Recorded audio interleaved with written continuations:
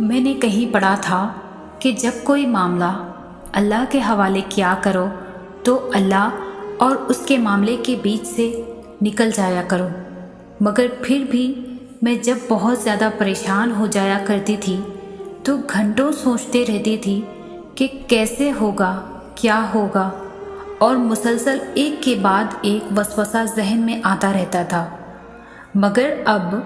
اس وقت کو سوچوں تو ہنسی آتی ہے، کیونکہ سارے معاملات سلجھ گئے ہیں اور جو مانگا تھا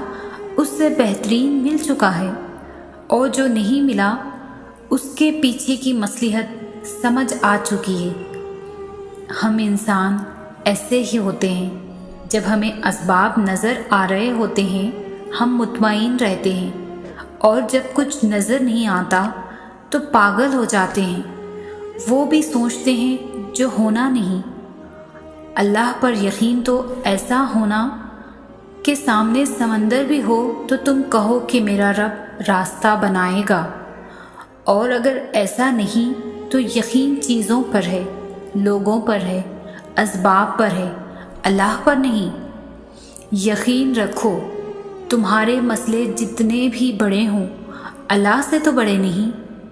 جس چیز کو تم سے دور کر دیا گیا ہے، یا جو چیز تمہیں 1000 دعاؤں کے باوجود نہیں دی جا رہی، اس پر تمہیں مطمئن کر دیا جائے گا۔ ایک دن تمہیں مصلحتیں سمجھا دی جائے گی، جو مانگا ہے اس سے بہتر عطا کیا جائے گا۔ اللہ فرماتا ہے، ہو سکتا ہے ایک چیز تمہیں پسند ہو مگر تمہارے حق میں بری ہو، اور ہو سکتا ہے ایک چیز تمہیں ناگوار ہو مگر وہی تمہارے حق میں بہتر ہو،